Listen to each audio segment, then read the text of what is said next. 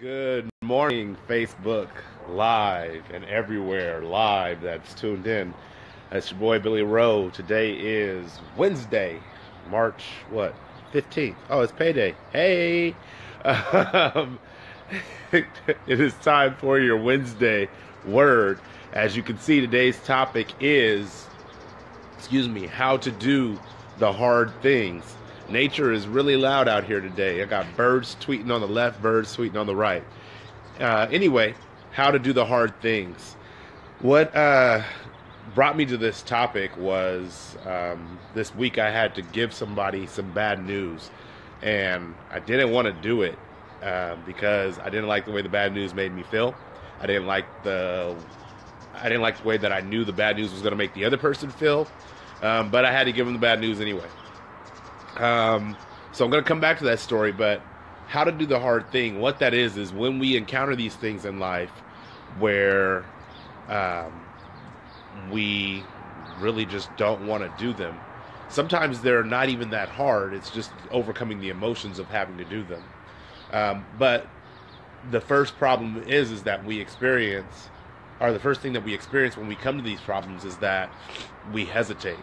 We hesitate because we know that it's going to be uncomfortable. We hesitate because we know that whether it's a physical or emotional thing, that it's going to take additional resources, whether that's additional muscle, additional mental power, additional time. We hesitate. And so what that hesitation does is it kind of freezes us. A good example of this is this past weekend we did a workout in the park, and in the workout we adopted some of Nobody 916. We adopted some of his tick up ab crunches, where you start, you tick, you start, you tick, you start, you tick, and that's one way up, and then you tick back down. Each time you stop in the middle, it's hard to start again. So that hesitation that we have when we are working to do something, or trying to do something, or attempting to accomplish something, it makes it to where we have to start from a dead stop again. So the fast forward answer to how to do the hard things is to not stop, is to keep pushing, to keep digging, to keep your feet moving. You'll see running backs do that when they have people that are trying to tackle them. If they haven't tackled their legs, you'll see their legs are still pumping, trying to get additional yards. And guess what? Sometimes they break free and get touchdowns. So the first thing is don't hesitate, keep moving. The second thing is, and it sounds like it's strange to be second, but it is the second thing, is you got to choose what you want. While you're moving, you got to choose what you want. Do you want the end result that you're pursuing, or do you want to quit? I did a video a long time ago that said something about quitters. I can't remember the title specifically, but it was about quitting. And basically, quitting assures that you don't get the end results of success. Failing and quitting are different things. It's okay for that running back who's pumping his legs to inevitably or eventually get tackled. That's okay. The important thing is that he didn't stop pumping his legs. Because the moment you stop pumping your legs, you're going nowhere. So that's the second thing. The last thing when it comes to doing the hard thing is you just can't be afraid of it. You can't allow the hard thing to intimidate you. You can't allow the hard thing to become so big in your mind that you don't even put effort forth to accomplish it. So going back to that hard thing that I had to do this weekend. This weekend, I had to be a parent. Woo! Sounds like not such a hard thing for some people, but I have 3 boys. And the hard thing is that my goal is to get them, all 3 of my sons, to manhood. Not just to adulthood, but to manhood. Because it is very important to me that I send the world men, not anything less. So my oldest son, he had earned, well, I take that back, he hadn't earned, but for Christmas we got him a down payment on a trip for his school for 2018. And that trip was for I think he and 29 other students were going to go to Japan and South Korea. The trip is about $5,500, and that's just the trip. Doesn't include passport, doesn't include spending money, doesn't include a whole bunch of things, but just the trip itself. And I told my son when he got this trip, I gave him the outline. This is what we're going to expect from you if you want to go on this trip. This is what you're going to have to do. And here's what we're going to have to do. So the hard thing is that my son didn't meet the expectations. Now, at first, the first time he didn't meet the expectation, I gave him a little bit of grace. Because, I believe that he's still a young man. He's still learning. Heck, I probably would have messed up too.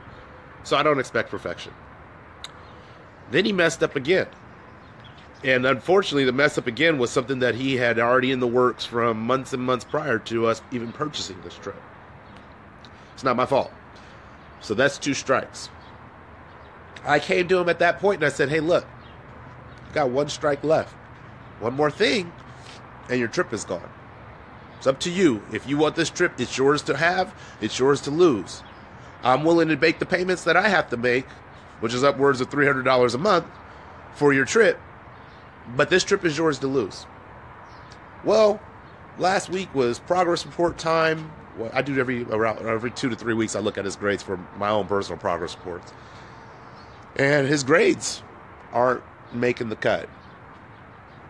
And I knew that on like Friday last week, and it took me until Sunday night to sit with my son and talk to him about how his trip was now officially over. And it was hard because I knew he was going to be disappointed. But like I said, when you're going to do the hard thing or how you do the hard thing, it's because you understand what you want the end result to be. The end result is I want my son to grow up and be a man, a responsible man, who takes care of himself, who cares for others, and who takes care of his family. So, if that's what I want, I can't prepare him for a world where he doesn't have to be accountable for his actions. I can't prepare him for a world where you don't do the things that you're supposed to do and everything that you still want comes to you. The hard things sometimes aren't fun. But the reality is hopefully at least, Japan will still be there. And the person that I am preparing him to be, that person will still be able to go to Japan someday. Unfortunately for him, it just won't be on my dime, but it'll be on his own dime. But that's that hard thing. You have to be willing to do those things in order to get the bigger things. Sometimes we want to do all the easier things first. Oh, well, it's easy to get, out of bed. It's easy to brush your teeth. It's easy to wash your face. It's easy to get in the car. Yeah, that's all great, doing all the easy things first. But if you have something that is significantly hard and it's possible to do it first, why not do the hardest thing first while you have the most energy to overcome it? And then move through the easy things.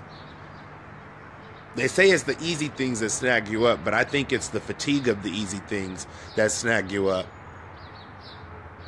As that fatigue sets in, then you get to something that's a little more difficult, and you don't have enough in the reserves to pull it out. So as I said, how to do hard things. Don't hesitate. Choose what you want.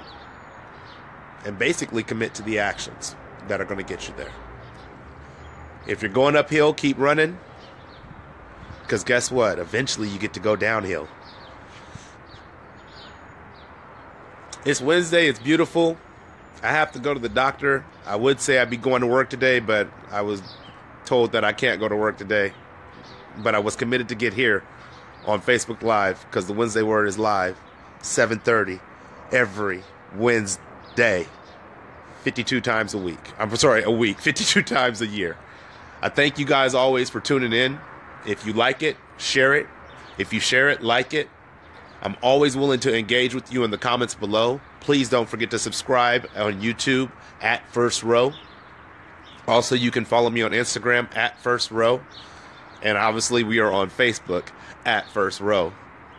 Thank you for tuning in. I'll see you in 7 days. God bless.